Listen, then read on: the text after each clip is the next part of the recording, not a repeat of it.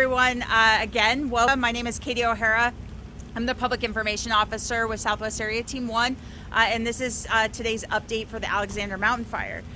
Today, we will have a quick introduction from our Incident Commander, Carl Schwope, followed by an operational update from our Operations Section Chief, Jason Coyle. After that, Lori Hodges from the Larimer County Office of Emergency Management has joined us to talk a little bit more about recovery and what we can expect coming up in the next couple days. And then we'll wrap it up with Captain Tim Keaton from the Sheriff's Office. So we'll kick it off with our Incident Commander. Thanks. All right, good afternoon. Carl Schwope, Incident Commander on the Alexander Mountain Fire. Acres still remain the same, 9,668 acres. Percent containment, we're at 74%. Personnel, 536. As we talked a little bit yesterday, all the great success the crews are having on the fire, we'll start to see our personnel numbers drop over the next coming days as other fires also need these folks. So, but we'll always make sure we have enough folks, enough personnel on this incident to finish what we need. The precipitation, getting a little bit of light precipitation up on the fire, and you always think that precipitation is a good thing on a fire. In this case, it is. The lines are in. That means all of the fires up next to the edge of where we have our fire line, and then any precip we get just aids the firefighters in helping mop up and secure hot spots. Just one last thing, I'd like to give thanks to the hospitality we got last night at the Larimer County Rodeo, so appreciate all that. Thank you. Hi, Jason Coyle. I'm one of the Operations Section Chiefs for Team 1, and I'd like to give a shout out to Caleb Finch. It's his birthday today, one of the other Operations Section Chiefs. So on the fire, eastern side of the fire is contained, and right now what they're looking at is how they're going to do the suppression repair and prioritizing that. Doesn't sound too sexy, I know, but it's important, especially on the steep slopes, to get some of that stabilization work done as soon as possible to prevent erosion and prevent further damage secondary to post-fire, flooding or anything else like that. Along the 32 corridor, everything's looking good there. They're pulling pumps, getting the rest of the equipment out of the way in preparation for future reentries. All the way up on the west side of the fire, through Cedar Park, they put more black on the map along that critical piece of hand line we talked about a couple days ago. That was that pinch point that we needed to complete to keep the fire from going west. And now they're going into the darker timber, where there's mixed conifer, things like that, where it will prevent a lot of that rain from getting on the ground, and where the duff, the organic layer, is really thick. Going in there just to make sure that there's no more heat in there. So it's just kind of search and destroy for any sort of heat. Last night on the infrared, we asked them to turn it up until they could see deer and then back it down a notch so we could pick up every one of those little spots, and then they went in after those spots today. So everything's looking good, and we welcome the rain. Thank you. Lori Hodges, Director of Emergency Management, Larimer County.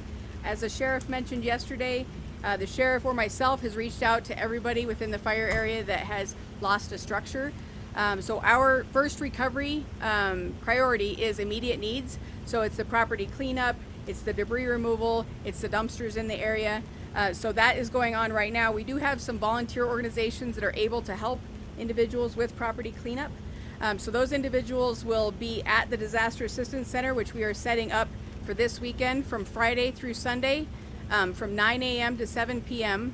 It'll be at the Ranch Events Complex in the South Hall of the Larimer Convention Center. So that'll be, again, Friday through Sunday, 9 a.m. to 7 p.m. And the Disaster Assistance Center is considered really like a one-stop shop for people who need assistance for either the recovery of the disaster, whether they had property loss, or also if they are impacted by this fire in some way, whether it's the land rehab, restoration. We'll have some folks who can help with that as well. So that's going on this weekend. We also have a large network of volunteer, nonprofit, faith-based partners, non-governmental partners who can help with various needs that people might have. So our Human Services Department will be reaching out to those who lost structures to talk to them one-on-one about individual needs. That's going to be happening this week prior to the Disaster Assistance Center opening this weekend. The last piece is after we get through kind of those immediate needs, we're going to be looking at that long-term recovery and restoration, and that's really that land restoration rehab. We have a large number, again, of partners who work in this space. We have watershed coalitions, we have the fire shed, and those are the folks that we're going to be getting together with in the coming days to really talk about what's needed for this fire area, what's needed for the drainages, and how do we best protect homes and structures after the fire for that post-fire flood threat. So that's all I have. Thank you.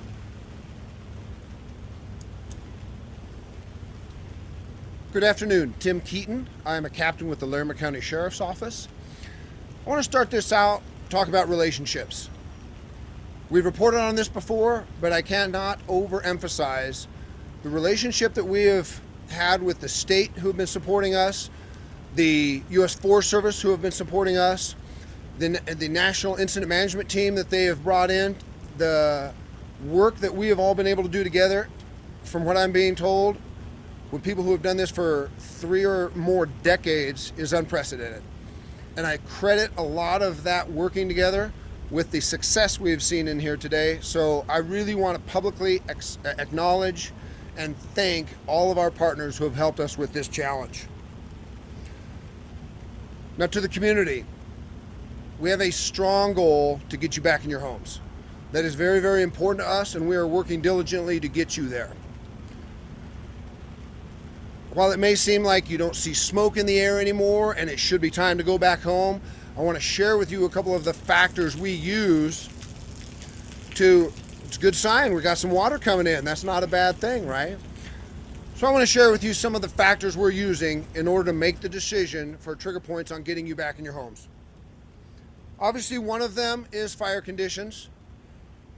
The power is out to vast majority of these homes. We would like to get the power back on, but that is not a critical component of releasing the roadways and getting you back up there.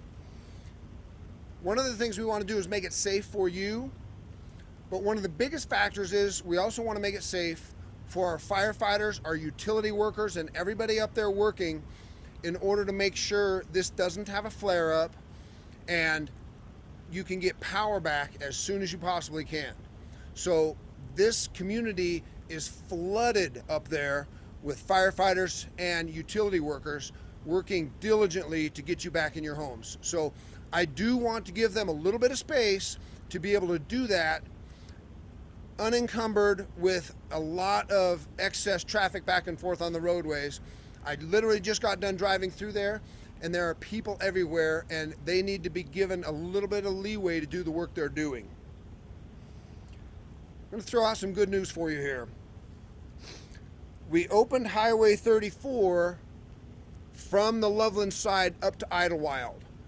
Now this is not open for everybody. You have to show an ID that you actually have a residence and that you live up there. But if you do, we're allowing you to get back up to your homes. Power was restored to those homes today, and you're eligible to get back up in there and come and go freely as long as you have your ID showing that you actually have a residence in there. We also began credentialing today for the Storm Mountain area. That happened at the Office of Emergency Management, so that you can go in there and get your credentials stating that you actually do belong up in there. That's really for twofold. While that was where most of the damage was, I want to make sure that the looky-loos and people that just have a curiosity to go see what the damage was are not up in there until residents have a chance to go up there and figure out what they lost or what they didn't lose.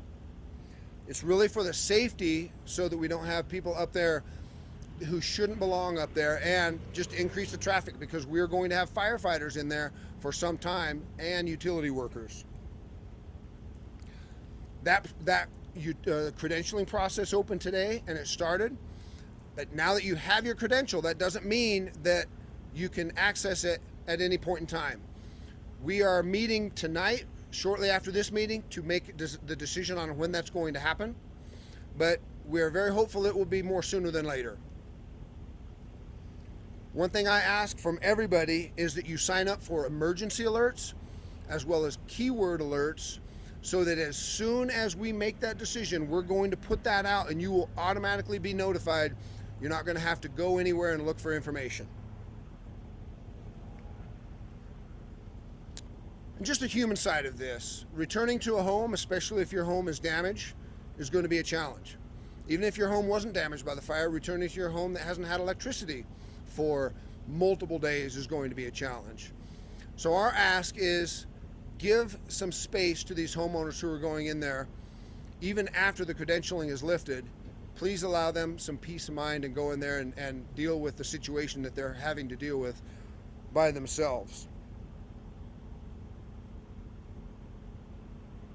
Probably the last thing I want to throw out there is for anybody returning to your homes, if you have your home completely demolished by the fire, there are a lot of resources available on larimer.gov.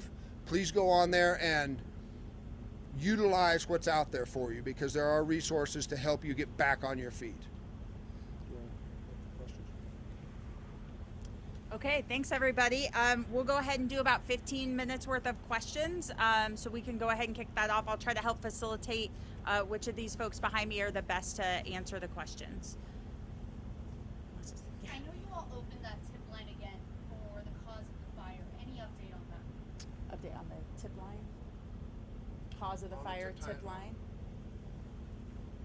Let me clarify the question. Is your question about the tip line itself, or is there a known cause of the fire? We don't know the cause of the fire. From my understanding, the primary investigating agency on this is the U.S. Forest Service. And I can divert to you, but my understanding is there is no knowledge. There is no determination yet the cause of the fire. Right, for Carl, Yeah. maybe just when you get to this point, how long will crews have to be actively working this fire before you can say it's done and everybody can go home? The threat's over. All right, so how long will we have crews on the fire? So, at this level with the incident management team, we're looking at downsizing and turning it back to the force. So we'll be here for several more days yet, but at some point in time, yes, we'll turn it back to the force. How long will the forest have folks here?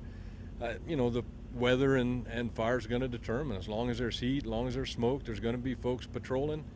You'll see weeks that there'll be folks doing something on this fire. Do you know about how many homes are still in that mandatory evacuation area? So the question is the number of homes? The sheriff told me to report on this, and right when I stepped up here, and I didn't do it. But I did write this down, so I have that number for you. The number of homes who are still in the mandatory is about 929.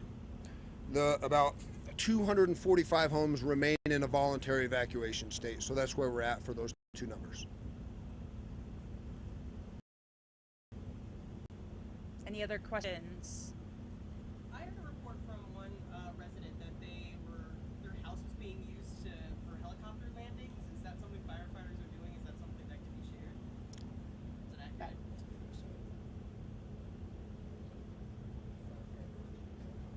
Good question. They're trying to figure out which one's going to answer it. Go for it, Carl. Yeah, I don't have specifics on where that came from or what that's like. Typically, when we're going to use a landing area for a helicopter, we'll pre-approve that, work that out. If that is on private land, we'll work that out with the landowner ahead of time. If it was an emergency landing, drop firefighters off real quick to address a piece of fire, maybe. But for multiple routine use, we'll have an approved place, and if it's on private land, we'll set up an agreement with that landowner. You've told us the last couple days, no injuries, no serious injuries, no fatalities. Is that still the case?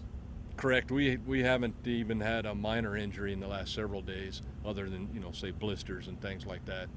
But minor cuts and scrapes, but really no injuries in the last several days. Can you just address what the key to the success the last 3 days in particular has been? You went from 5% containment to 74%, and very little growth over the past 3 days. I'm out. Make it easy and just say it's a lot of hard work. We got a lot of firefighters in. At the peak, we were nearly 600, a little over 600 firefighters. That's a lot of folks doing a lot of good work. And that's all the way from the beginning, from the first initial attack on. And then once we do get containment around the fire, then we can make quick work mopping it up. Any other questions? Scanning. Awesome. Thanks, guys. For tomorrow, we'll plan to be at the same place. We'll make sure the tent's up if it's going to rain for sure. And we're going to focus a little bit more tomorrow on some of the recovery, some of the what's next. My plan is to invite our fire behavior analyst to talk a little bit about what happens at this point, what we see for that fire behavior stuff. So we'll start talking a little bit more about that transition tomorrow. So appreciate it, guys.